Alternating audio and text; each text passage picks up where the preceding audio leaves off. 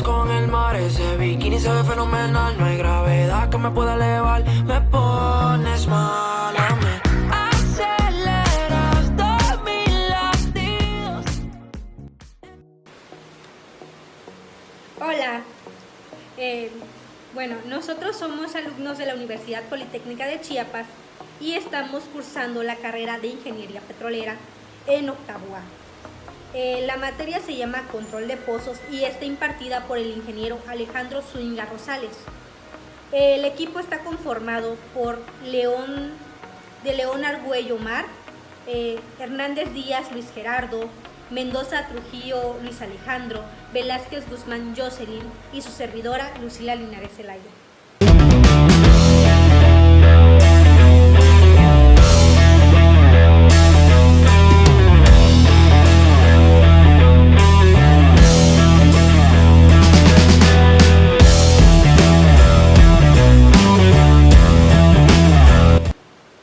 Vamos a adentrarnos un poquito más con sus conceptos básicos.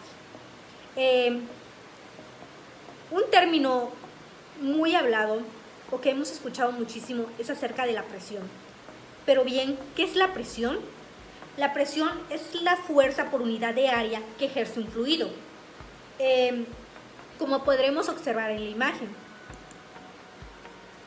Ahora bien, en nuestra industria petrolera, pues manejamos distintas presiones.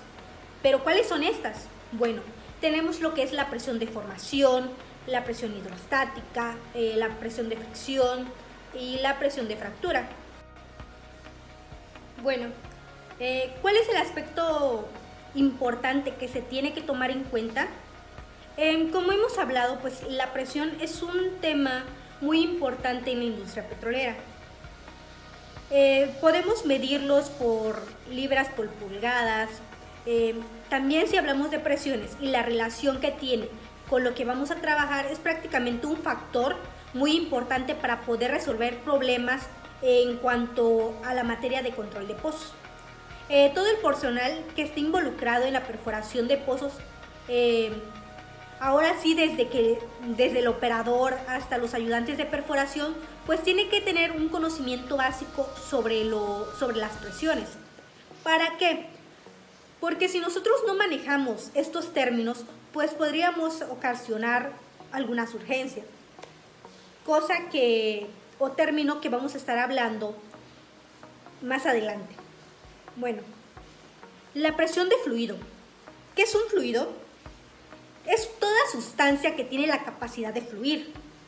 Por ejemplo, tenemos lo que es el petróleo, el gas, el agua, los fluidos de terminación, el agua salada, los lodos, por mencionar algunos.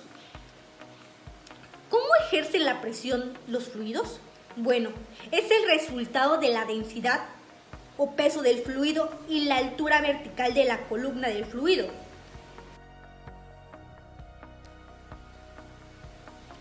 Bueno, ahora bien, vamos a hablar acerca de los gradientes de presión. Si el fluido pesa más de 1 ppg, multiplicar la densidad del fluido por 0.052 psi sobre pie. Bueno, el gradiente de presión psi sobre pie es igual a la densidad del lodo, LPG por el factor de conversión. También tenemos el gradiente de presión psi sobre pies, que va a ser igual a 10.3 LPG por 0.052. Y también tenemos el gradiente de presión PSI sobre pie, va a ser igual a 0.535 PSI sobre pies. Ahora bien, las profundidades de PBB, TBD y PM, cálculos para obtener la presión hidrostática a una determinada profundidad. Bueno, esta fórmula se resume en gradiente por profundidad. Como podremos observar en la imagen, tenemos una profundidad vertical verdadera, TBD, y tenemos una profundidad media, PM. En este caso, como podremos observar en la imagen, es tal y cual como está. Ese es un ejemplo de un pozo. Presión hidrostática. La presión hidrostática es la presión total del fluido en un punto dado en el pozo. Se compone de dos partes, lo que es hidros y estática. Bueno, hidro es el fluido que ejerce presión como el agua y estática es aquel que no tiene movimiento. Vamos a ver a continuación que de la presión hidrostática en PSI va a ser igual a la gradiente de presión PSI sobre pies por una profundidad en pies. También tenemos la presión hidrostática en bar, que es igual al gradiente de presión en bar sobre 10 metros por la profundidad en metros. Es importante recalcar que la presión hidrostática es la presión ejercida por la columna de fluido y que el gradiente de presión va a ser igual a la densidad por un factor que es de 0.052. Prueba de admisión, o conocidas en sus siglas como LOT, que significa Lead of Test. Pues esta es una prueba de admisión que es utilizada para estimar el peso del lodo máximo que el punto de prueba puede aguantar antes de romper la fractura de la formación. La prueba de admisión se divide en dos técnicas, que estas serían la técnica de admisión 1 y la técnica de admisión 2. Dentro de la técnica de admisión 1, pues es después de cada incremento de presión. Entonces la bomba se detiene y la presión se mantiene durante aproximadamente 5 minutos. En la técnica de admisión 2, se considera completada cuando alcanza una presión en la que la formación comienza a emitir fluido de forma continua. Esto es para cada incremento de la presión se pierde algo de fluido. Esta técnica, muy importante señalar que se debe utilizar en tanques pequeños para no forzar grandes cantidades de fluido hacia la formación. Prueba de presión de integridad, o en sus siglas conocido como PID. Esta la tenemos que realizar cuando es inaceptable generar una fractura o un daño a nuestra formación. Al realizar esta prueba que tenemos que hacer y el pozo se va a presurizar hasta que alcancemos un nivel de presión determinado. Dentro de los puntos que debemos de considerar se realiza cuando es inaceptable generar una fractura o un daño a la formación, no tiene una prueba conclusiva,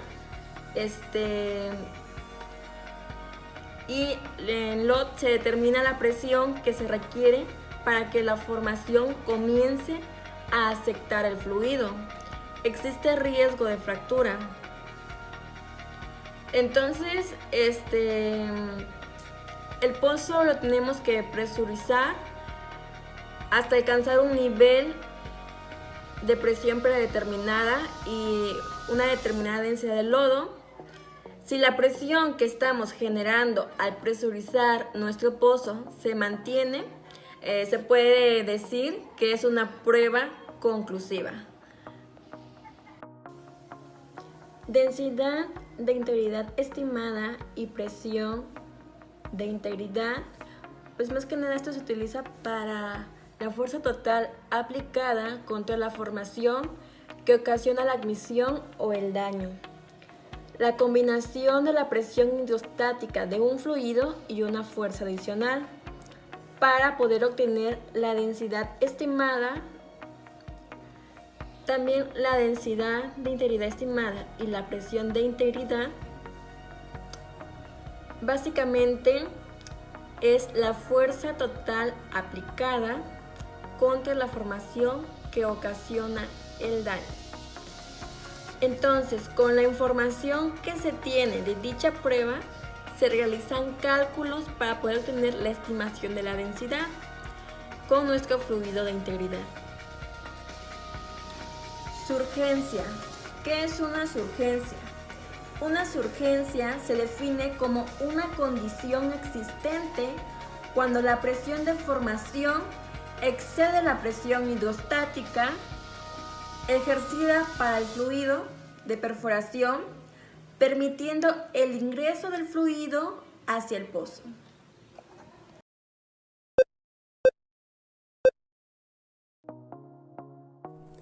Predicción de presiones de formación. La mejor forma de evitar una surgencia es tener un pozo o un fluido que sea suficientemente pesado para controlar las presiones de formación, pero lo suficientemente liviano para evitar pérdida de circulación.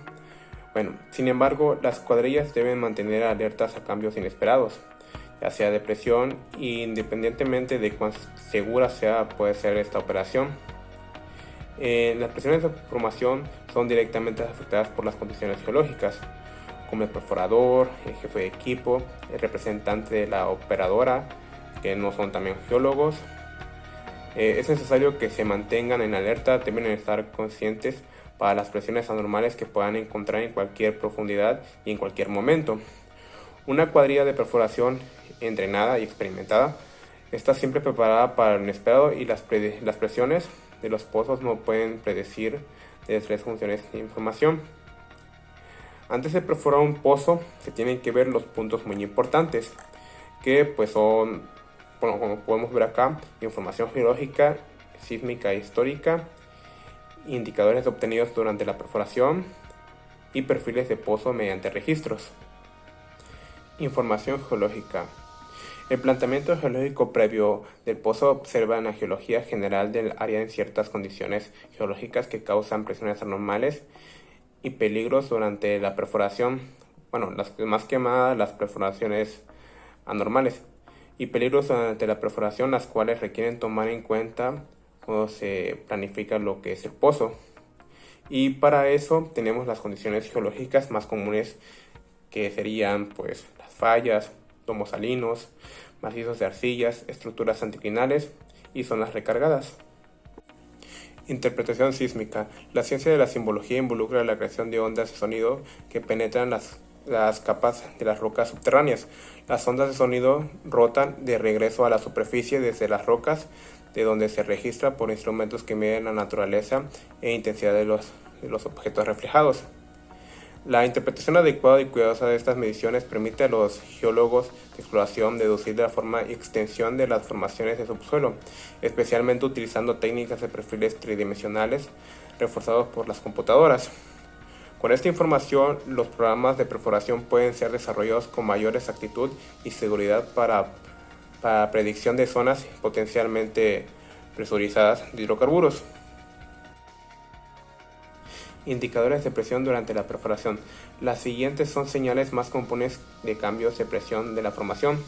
Estas señales deben ser reconocidas por el personal de cuadrilla e informar a los supervisores, los cuales pues aquí solamente se ven 3, pero son más.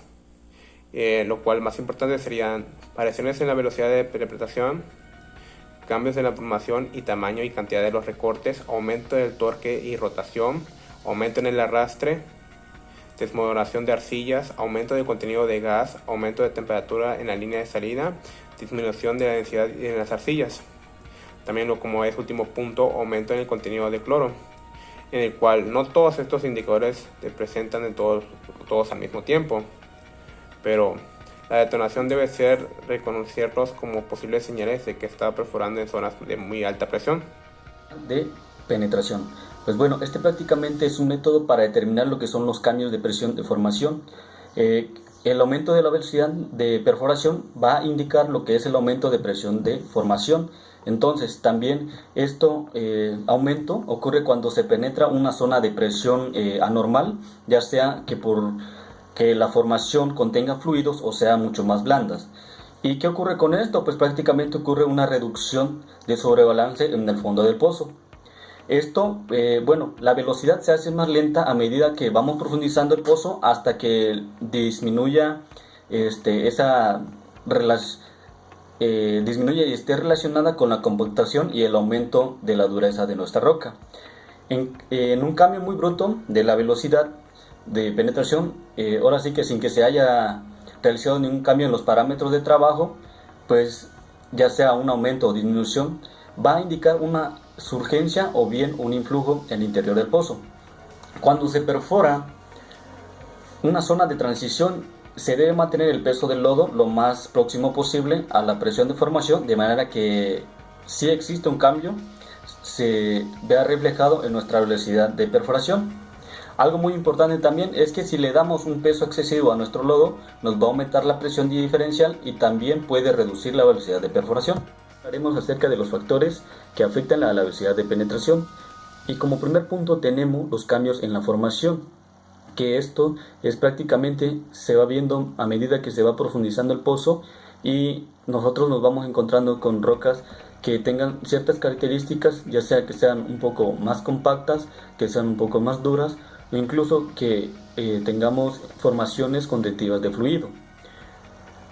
Otro punto importante es lo que son los factores hidráulicos y el PCM. El PCM es prácticamente el peso sobre la mecha o barrena. Esto va a depender de qué tanto peso tenga la sarta de perforación al momento de que nosotros realizamos el diseño.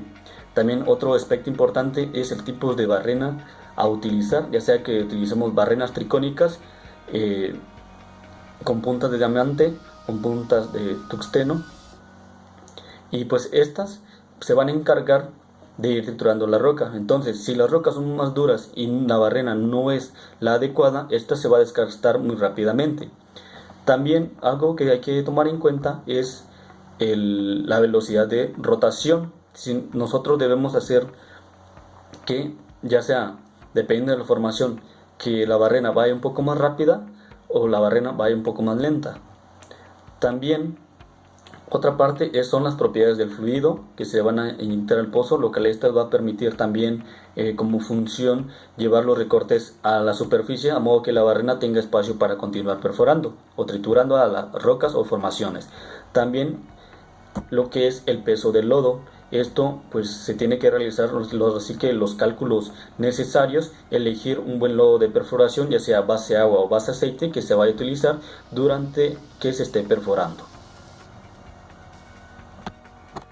Por el cual ocurren una surgencia. Primero que nada, si la presión de formación excede a la presión que ejerce la columna de lodo al pozo, esto va a hacer que entre en el interior del pozo fluidos no deseados y que lleguen a superficie con una gran magnitud. Pero ¿cuáles son las causas más habituales? El primero sería una densidad insuficiente del lodo, un llenado deficiente del pozo, pistoneo, pérdida de circulación. Esto quiere decir que si tenemos pérdida de circulación, ya sea porque tengamos alguna caverna o incluso que tengamos algunas grietas en las perforaciones, en las formaciones, y el fluido, en vez de irse a superficie nuevamente, se está yendo hacia las formaciones. El aumento de la presión también de la formación es una de las causas más habituales, y problemas en el equipamiento. ¿Qué quiere decir con esto? Más que nada, si en dado caso nos puede llegar a fallar una bomba a la que está inyectando fluido al interior del pozo, lo que si esta llega a fallar, vamos a tener una presión hidrostática menor a la presión de formación. Para nuestro cálculo, en el volumen necesario para llenar el pozo durante la sacada de tubería, tenemos 4 tipos de fórmulas que se basan en las unidades, dependiendo. Tenemos como primero la de barriles para llenar, que va a ser igual al desplazamiento de la tubería en barriles sobre pies por la longitud de la tubería sacada en pies. Tenemos otra que es en metros cúbicos para llenar, que sería igual al desplazamiento de la tubería en litros sobre metros por la longitud de la tubería sacada en metros. Otra fórmula es la de emboladas para llenado, que sería igual a barriles para llenado sobre o entre desplazamiento de la bomba en barriles sobre emboladas. Y emboladas para llenado sería metros cúbicos para llenado multiplicado por 1000 entre el desplazamiento de la bomba en litros sobre emboladas. Para calcular la longitud máxima de la tubería tenemos 4 fórmulas que básicamente la diferencia son las unidades en las que se trabajan. La primera es la longitud máxima en pies, que es igual al descenso de presión en PSI entre 0.052, que es una constante de la fórmula, entre la densidad del lodo. Todo eso multiplicado por la capacidad del casing en barriles pies menos el desplazamiento de la tubería en barriles pies.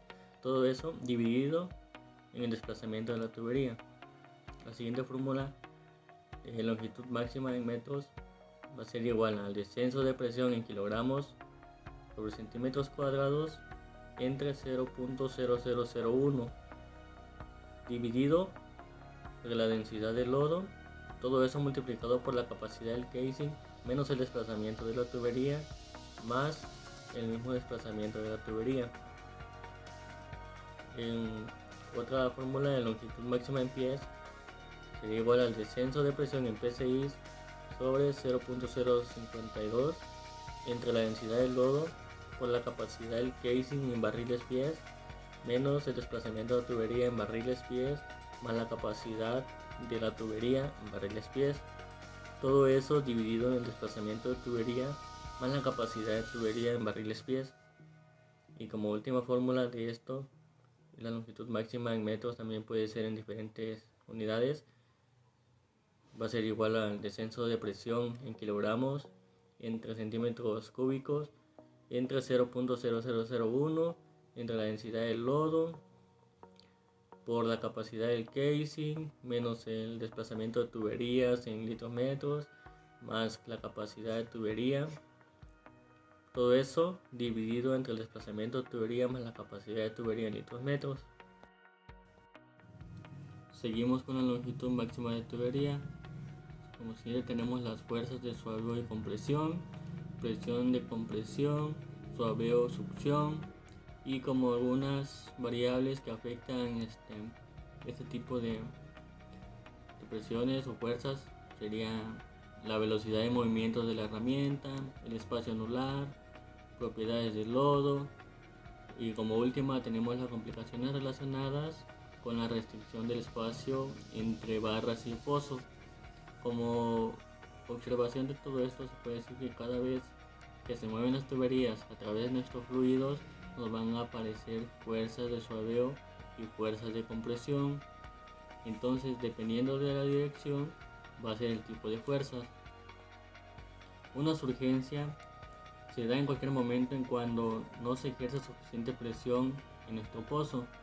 Puede tener diversos orígenes y tenemos que tener la capacidad de reconocer y de identificar las señales en nuestro pozo o que nuestro pozo nos dé. Algunas de las señales de advertencia de una surgencia son las siguientes: el aumento en el caudal del retorno, incremento de volumen en los tanques, rastro de gas o ya sea petróleo durante la circulación, disminución de la presión de bombeo. Otro punto es cuando el pozo está fluyendo, luego se saca la tubería llena. Otro punto sería el cambio en la velocidad de penetración. Ahora, dicho todo esto, ¿qué tenemos que hacer para indicar que el pozo fluye? Para eso tenemos que hacer tocar la alarma, quitar la rotación de la mesa, poner el malacate, levantar la herramienta por arriba de 3 metros sobre la mesa, apagar las bombas y observar la línea de salida.